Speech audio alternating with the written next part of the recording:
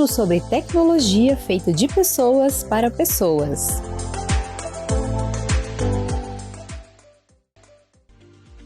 Olá, eu sou a Mônica Vanderlei e você está ouvindo o PeopleCast, o podcast da PluSoft sobre tecnologia, negócios e experiências humanas. No episódio de hoje, vamos falar sobre rebranding, termo que também é conhecido como reposicionamento de marca ou mudança de marca. Escolhemos esse tema porque no começo de 2021, a PluSoft passou por um rebranding, no qual fortalecemos o nosso posicionamento como uma empresa que é People Technology e que também é focada em Human Experience. É um processo que está sendo muito enriquecedor para a gente e, por isso, achamos que vale a pena compartilhar esse assunto por aqui.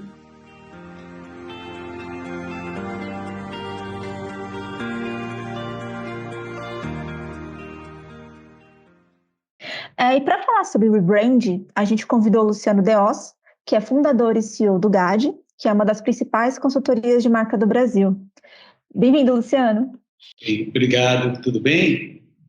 Tudo ótimo, muito bom ter você aqui com a gente. Luciana, a minha primeira pergunta para fazer para você sobre essa questão de mudança de marca é quais são os principais motivos que as empresas optam, que as empresas têm para fazer esse rebrand, para optar por esse reposicionamento? Bom, os motivos hoje são muitos, né? Que as empresas acabam levando as empresas a fazerem mudanças de marca, né? Eu costumo dizer, quando as pessoas me perguntam quando que a empresa deve mudar a sua marca, entendendo como mudança de marca, não só mudança visual, né, de logo, mas principalmente mudança de posicionamento, mudança de estratégia de marca, também mudança de identidade, também mudança de nome, né, mudança de linguagem, enfim, né, mudança de marca pode implicar várias coisas. Mas voltando ao ponto, assim, eu costumo dizer, quando me perguntam qual é o momento de mudar uma marca, de mexer na marca, eu sempre gosto de responder que a gente sempre deve fazer uma reflexão sobre mudança de marca quando tem alguma alteração na estratégia do negócio, certo? Por quê? Porque, conceitualmente, nós entendemos que a marca, né, é o elemento que sintetiza e promove a estratégia de negócio. A marca é um instrumento que fala com os clientes, que fala com os stakeholders, que fala com os colaboradores, que fala com a sociedade pela empresa. Não é a empresa, é a marca que fala por ela. Então, se a empresa tem alguma mudança estratégica, isso deve ser refletido na marca. Agora, mudanças estratégicas hoje são muitas, né? Então, para tentar deixar mais claro e mais objetivo, que momentos ou que mudanças podem ser essas que acarretam em mudança de marca, eu diria.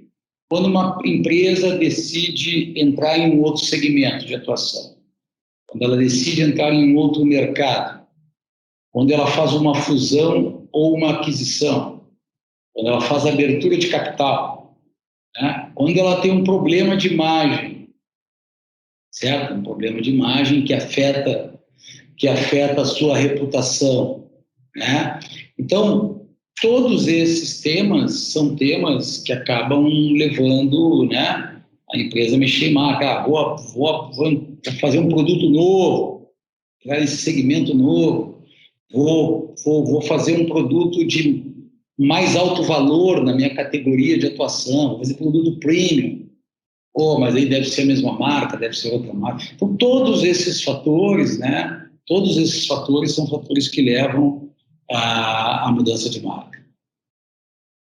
Sim, e a partir do momento que a empresa decide que estamos em um momento que precisamos mudar a marca, seja por uma venda, seja por uma fusão ou mesmo por um problema de crise, que seria o pior dos casos, mas a partir do momento que uma empresa chega para o GAD e fala queremos o seu apoio para nos ajudar nessa transição, quais são as etapas que compõem essa mudança de marca?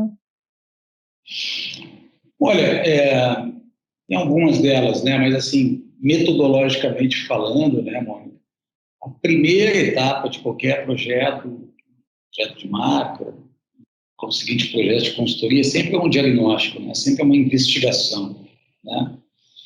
A gente precisa entender quais são, que eu chamo, as dores do cliente, de fato, quais são os motivos que trouxeram ele até nós.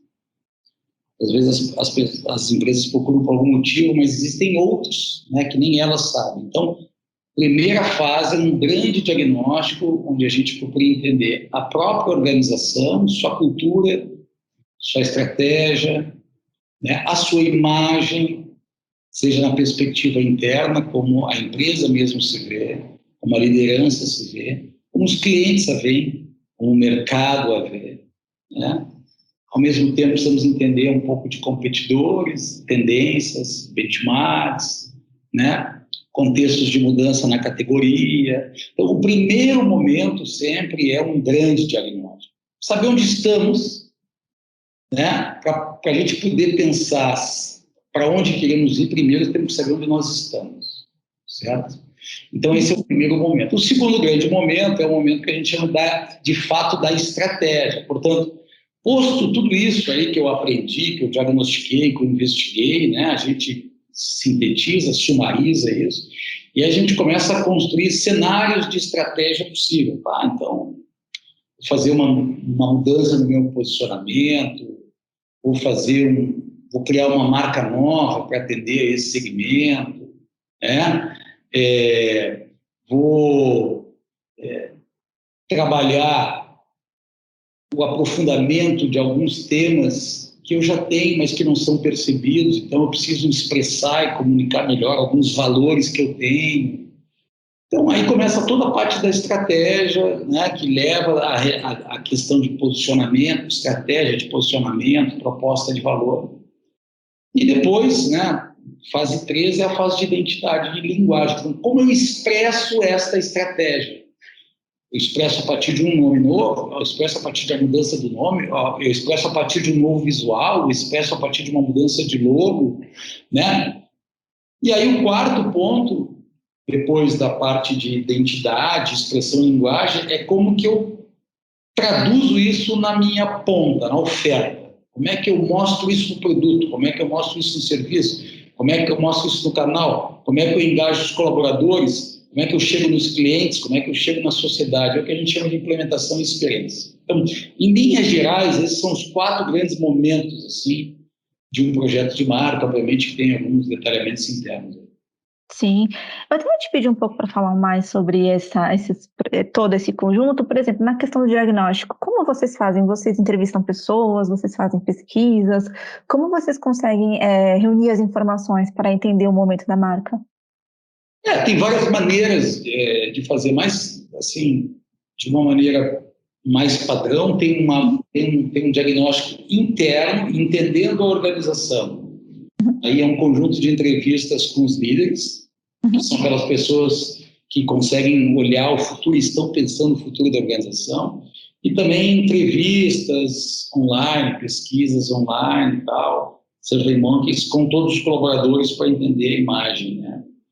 Então, isso é também com os conselheiros, quando tem conselho. Então, isso é a parte da investigação interna. Aí tem também entrevistas em profundidades com parceiros da empresa, fornecedores da empresa, formadores de opinião daquele segmento, jornalistas, entidades setoriais. Depois tem um terceiro bloco voltado a clientes e não clientes. E aí tu pode vários formatos de pesquisa, quant, qual, etnográfica, entrevista em profundidade. Muitas vezes a gente mixa essas pesquisas todas, faz uma qual para depois fazer uma quant, né? Ou seja, entender com profundidade para depois conseguir uma densidade estatística, né? E aí também muito análise de informações disponíveis no mercado, né, na internet, dados secundários, pesquisas setoriais, pesquisas sobre concorrentes, né, coisas que saem na imprensa, enfim. Então, é um conjunto de ferramentas que a gente usa para poder montar esses diagnósticos. Né? Sim. A questão de estratégia de linguagem... Redes sociais, né, as coisas todas, digital. Desculpa. Não, sem problemas. A questão de estratégia de linguagem, eu entendo que é um trabalho que dá continuidade à questão de diagnóstico. Quando a gente fala em traduzir esse novo momento, essa nova imagem para a ponta? O que eu penso, em geral, que é muito comum são anúncios falando, esse é o nosso novo produto, ou quando a gente fala assim, de um produto para varejo, é uma nova embalagem. Existem outras formas assim, que a gente pode traduzir essa nova mudança para o público, quando a gente pensa, por exemplo, numa empresa que é diretamente, o público direto é o consumidor, ou realmente o padrão, vamos dizer assim, é mais uma nova embalagem ou alguns anúncios. Eu queria entender se essa percepção que eu tenho é realmente a normal ou tem alguma outra questão que também acontece bastante e acabou escapando da minha percepção. Não, eu te digo o seguinte, ó. Primeiro olhar, sempre olhar para dentro da organização. Se tu constrói uma proposta de valor novo, está dizendo, olha, essa empresa aqui vai se diferenciar por fazer produtos ecologicamente corretos, sustentáveis, comprometidos com a sociedade e tal. Quer dizer, se tu entende que isso é uma proposta de valor diferenciada, que isso vai te diferenciar dos concorrentes, que vai ser relevante, tu vai ter produtos nessa linha, né? Tu vai evoluir para isso, portanto, o teu posicionamento vai se basear nisso. A primeira coisa, tu tem que alinhar toda a organização internamente com essa crença. Então, esse é o primeiro ponto. Segundo, não adianta mudar a embalagem, tem que mudar o produto. Tem que adequar o produto, né? Tem que pensar produto que entregue essa proposta de valor com verdade, certo? A embalagem, obviamente, vai ter que ser adequada para traduzir este momento, mas que parte do pressuposto do produto. Mas eu também só vou conseguir pensar produto assim se as pessoas dentro da organização pensarem isso. Então, assim, não adianta ter um discurso lá em cima. Isso tem que permear as pessoas, eu tenho que ter pessoas que acreditam nisso. Eu tenho que ter práticas que façam as pessoas acreditar nisso. Eu tenho que desenvolver produtos, né, que sejam baseados nisso. Eu tenho que desenvolver relacionamentos com meus parceiros, né, com meus revendedores, baseados nessas premissas. Né? Eu tenho que ter serviços e canais, né, que também sejam alinhados com isso. Então, toda a cadeia de valor tem que ser alinhada com o teu posicionamento. Não é só embalagem.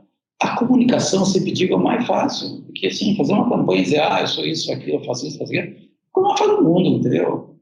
Sim. Assim, a grande armadilha é pensar que marca é só comunicação. Essa é a grande armadilha. Certo? Marca é experiência, marca não é comunicação. Lógico, Luciano, você está louco? É óbvio que o primeiro degrau de um processo de construção de marca é conhecimento. Lembrança, reconhecimento, referência, admiração. Tem que ser conhecido? Tem que ser conhecido. Mas não adianta eu ser conhecido e aí a pessoa comprar e ter uma frustração com o meu produto, ou ele não entregar aquilo que ele promete. Se no passado isso era mais possível, que as pessoas não tinham voz, certo? Porque as pessoas não tinham senso crítico, e principalmente porque as pessoas não tinham opção, hoje nós temos muita opção, muita voz e talvez senso crítico demasiado. Então, virou um inferno hoje, certo? Porque marcas hoje se constroem fundamentalmente por experiência. Ninguém recompra algo que é ruim. E a gente sai metralhando aos quatro cantos, aos quatro ventos, em todas as redes, quando a gente tem uma péssima experiência com um produto. Sim. E esse trabalho de mudança de marca, a gente entende que é muito complexo, envolve muitos aspectos. E eu queria entender um pouco como é isso dentro da GAD, como vocês formam um time que ajudam as empresas a fazer esse processo de ou reposicionamento de marca, ou lançamento de uma nova marca, como funciona uma consultoria de marca por dentro? Quais tipos de profissionais vocês trabalham com? Bom, eu falo começando pelo fim da tua pergunta, quais são os tipos de profissionais que trabalham em consultoria de marca? A gente tem uma característica bastante multidisciplinar e interdisciplinar, né? Eu sou arquiteto de formação, né? Acabei indo para essa área que no passado não tinha escolas, né, nessa área, né, de branding, de design, por aí vai. Eu acabei da arquitetura, então migrando para essa área no início da minha vida acadêmica. Mas, portanto, arquiteto, designers, publicitários, profissionais de marketing, de pesquisa, de administração, de comunicação, né? E às vezes alguns perdidos, economia, não sei o quê e tal. Mas tem um perfil bastante multidisciplinar e basicamente estamos falando de administração, de marketing, de comunicação, de design e de arquitetura. Esses são assim os perfis mais comuns. Nós funcionamos aqui no GAD num modelo muito consultoria, né? Muito consultoria. Então, todo projeto a gente monta um time, né? Tem um consultor que é o gestor do projeto, o ponto focal do cliente. Esse gestor, né, esse consultor que toca o projeto, ele é dirigido pelo diretor do projeto, né? Que pode ser o diretor de estratégia, que pode ser o diretor de design, que pode ser o diretor de experiência. Então, no GAD, nós segmentamos as nossas áreas, mais ou menos de acordo com a nossa metodologia. Primeira etapa é estratégia, segunda parte é design, terceira parte é experiência. Nós temos um head, um diretor de cada área. Certo? Então, dependendo do tipo de projeto, o diretor é A, o diretor é B, o diretor é C. Às vezes tem projetos que pegam todas as áreas. Então, começa com o diretor, tá? Depois os outros vão entrando e apoiando com os seus times. Tá? Mas, basicamente, tu tem, então, um gestor, um diretor, né, de área que lidera o projeto. Aí tem um time dele que apoia o desenvolvimento e os outros times vão entrando. E eu faço uma direção geral, digamos assim, né, um acompanhamento mais macro do projeto, envolvendo em workshops com alta gestão. Né. Então, esse é mais ou menos como funciona o time. Todos os projetos são conduzidos na base de workshops com o cliente. Então, se monta, assim como se monta um grupo do lado do GAD, né, gestor, consultor, líder, diretor, eu e mais algumas pessoas aqui. Do lado do cliente também sempre monta um grupo de trabalho, geralmente com a alta gestão da empresa, o presidente e a diretoria, e o ponto focal do projeto. E aí a gente tem uma série de workshops, desde kickoff, que dá start ao trabalho, e um workshop para cada fase. A gente kickoff, roda o diagnóstico, e tem um workshop para apresentar diagnóstico, e esses workshops são de apresentação e de debate e de validação. Então, cada fase é apresentada através do workshop, onde a gente apresenta, discuta, debate e valida. E a gente vai avançando assim. Então, é muito interessante, Mônica, porque é um projeto verdadeiramente de colaboração, de co-construção. A gente roda essa metodologia há uns 20 anos, muito antes de se falar em co-construção, em colaboração, em qualquer coisa, né? A gente sempre acreditou que tem que ser construído com o cliente para ter legitimidade, porque a tomada de decisão deve ser dele, porque, de fato, quem vai entregar esta verdade proposta na marca é a empresa, não somos nós. Nosso papel como consultor é colocar uma metodologia a serviço do desafio, rodar isso, trazendo alternativas, né, bem estruturadas, fomentar um bom debate, subsidiar e fomentar um bom debate, e para que o cliente tenha mais segurança na tomada de decisão, porque ele vai tomar a decisão, né?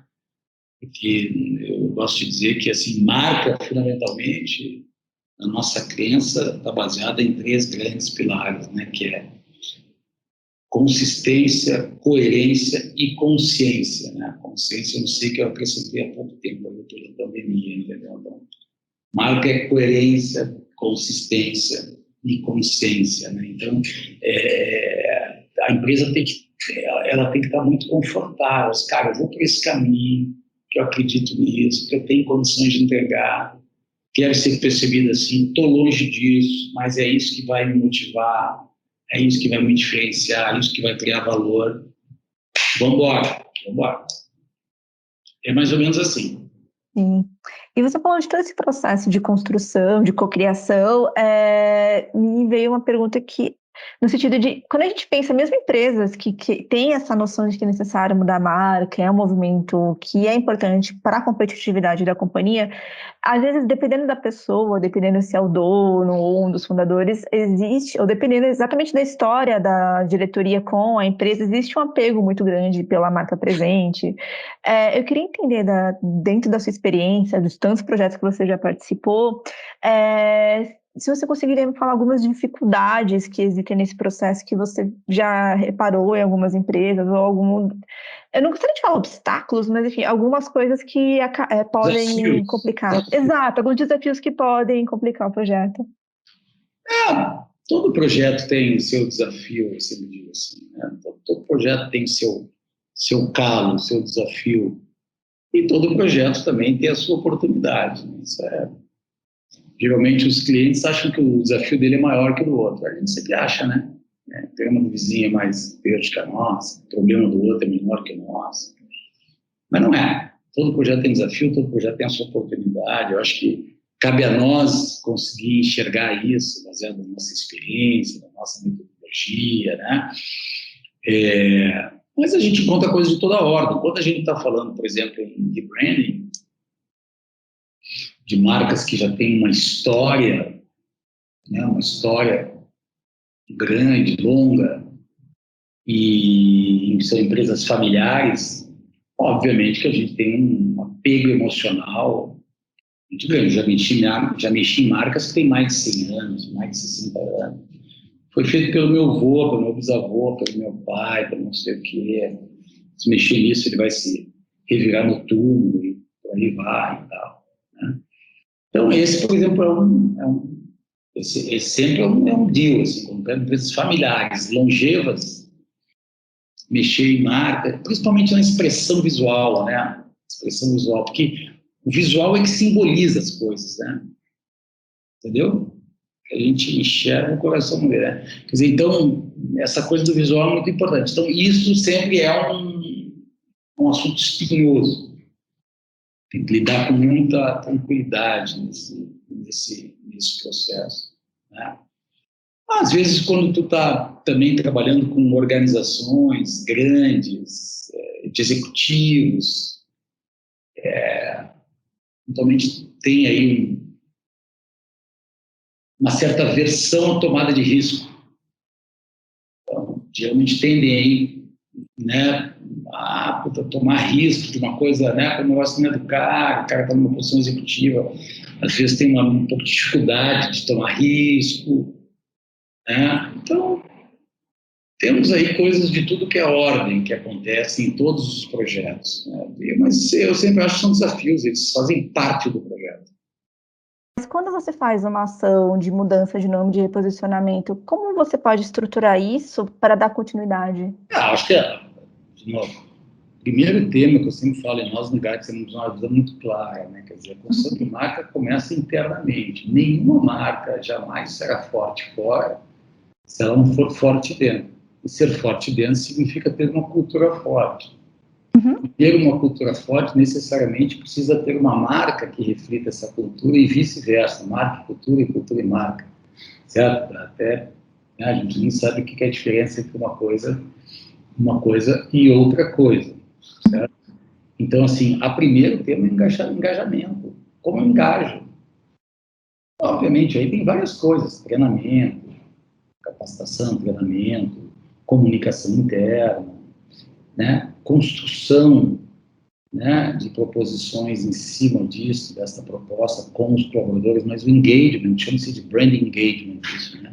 Como eu engajo meus colaboradores para que verdadeiramente eles sejam embaixadores da marca, que eles vivam a marca. Aquela coisa do Starbucks, né? Aquele cara que te serve, aquele perfil, pega o copinho, escreve teu nome, né? Parece que aqueles caras amam, né? Então aquilo aí é engagement. Né, que assim, empresa de serviço, como restaurantes, cafeteria, a gente gente tem contato com o cara no Facebook, não, né? Eles estão lá perto. Mas é o engagement, a cultura, viver essa cultura, né? Isso é fundamental. Sim, é mais um reforço. Você precisa ter uma cultura forte para conseguir fazer essa mudança também, né? Marca forte, cultura forte, marca forte, por aí vai. Sim. Encaminhando para o final aqui do nosso episódio, Luciano, eu queria entender um pouco se você enxerga alguma tendência nesse setor, porque antes, quando eu digo há 10, 15 anos atrás, as mudanças de marca eram muito mais pontuais e demoravam mais por conta de ser um projeto que envolve empresas grandes, que é uma mudança de percepção, enfim. Mas agora que a gente está em um momento do mundo nos quais as transformações ocorrem de forma mais acelerada, digamos assim, você acredita que as marcas terão que se reformular de uma forma um pouco mais rápida ou dentro de um espaço de tempo menor? Ou você acredita que esse processo é um processo que ainda se mantém mais espaçado? Isso no contexto pandemia e pós-pandemia? Exato, pós-pandemia. Sim, eu acredito, certo? Eu acredito, sim, que esse processo vai se acelerar pelo simples fato de que tudo está acelerado. E as marcas não ficarão incólumes. Nós divulgamos um estudo esses dias, para entrar no nosso site, tu vai ver lá, chamado Guide Insights 2021, que exatamente a gente fala sobre isso e traz 10 insights, né? Está tudo muito acelerado, está tudo muito em transformação. Como que eu reflito essas transformações? Como que eu traduzo essas transformações no contexto dos negócios, dos produtos, dos serviços, através das marcas? Então, não é à toa, um dos nossos insights chama-se se tudo muda, eu mudo. Porque assim, entendeu? Todo mundo está repensando os seus negócios. Tem negócios que foram destruídos de um dia para a noite. E tem negócios que explodiram no bom sentido do dia para a noite. Então, impacto para tudo que é lado. Né? Então, num processo de aceleração desse, o tema marketing se acelera também. É nessa toada aí que eu tenho certeza que esse processo das marcas também vai se acelerar bastante. Já está. Sim, né? A tendência é que continue. Continua. Perfeito. Aproveitando esse estudo, Luciano, eu queria entender se você lembra de algum outro dado que você acha interessante compartilhar. Olha, são vários, né? São 10 insights que a gente traz aqui, né? Resumindo, de certa forma, como que a gente viu o comportamento das marcas nesse segundo ano de pandemia, digamos assim. Que tendências a gente percebe nesse momento de retomada, né? Então, nossa contribuição foi muito mais capturar isso, olhar o mercado, as manifestações das marcas, né? Sintetizar, botar o nosso olhar de especialista e devolver em formato de 10 pontos. Importante, eu acho que a conclusão que a gente chama, e até o nosso subtítulo do estudo diz, o novo paradigma das marcas, consciência. Consciência é o novo paradigma das marcas. Né? Eu acho que, assim, o que a pandemia nos trouxe dentro desse contexto de pandemia, de calamidade de saúde, de emergência da morte, de que nós não controlamos nada, né, de que todos somos muito frágeis, de que a morte pode ser muito mais iminente, presente que a gente imagina, né? Isso tudo aumentou muito muito a nossa insegurança e fragilidade, também mostrou que nós temos que ter um compromisso social com o mundo, com as comunidades, com o nosso vizinho, com a nossa família, diferente do que talvez nós pensávamos, né? Por isso que esse tema, propósito, coisas do gênero, agora o tema de ESG, apareceram com muita força. Então, como eu te falei no começo, né, eu sempre trabalhei aí com essas duas palavrinhas como pilares de construção de marca, que era coerência e consistência. E aí, refletindo nesse 1 ano e meio, quase 2 anos, minha conclusão que o novo paradigma das marcas é o tema de consciência. As marcas, a partir desse momento, passaram, né, ou começam a tomar consciência que elas têm um papel social. Né? Elas têm um papel social, não é simplesmente ter um produto ou um serviço com qualidade, que entregue isso, que entregue aquilo e tal, mas está além. E as pessoas vão passar e passaram a cobrar mais das marcas, se posicionarem mais, se posicionarem até politicamente, algumas delas, se posicionarem socialmente, o que eu devolvo, o que eu contribuo, como me coloco. Desafiador, bem desafiador. Algumas surfando bem, outras muitas se atrapalhando nesse contexto aí, né?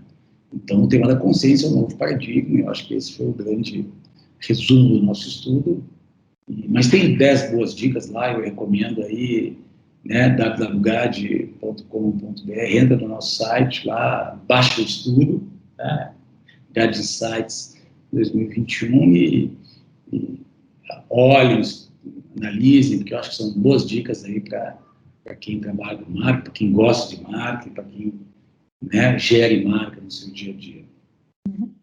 Perfeito, Luciana. Eu te agradeço bastante pelo seu tempo. Eu queria entender se você tem mais algum aspecto que você gostaria de falar sobre a gestão de marcas, que eu não te perguntei, algum ponto que você acha interessante. Eu podia ficar falando contigo aqui o resto do ano, não teria nenhum, tem assunto, não falta, né? Tem milhões de assuntos para a gente falar, e também até porque eu sou apaixonado pelo tema, então. Mas acho que por hora a gente mandamos muito bem aqui sobre os temas que você trouxe. Obrigado. Imagina, Luciana, eu te agradeço bastante pelo seu tempo e agradeço também quem está ouvindo a gente. Muito obrigada pela sua audiência e até o próximo episódio.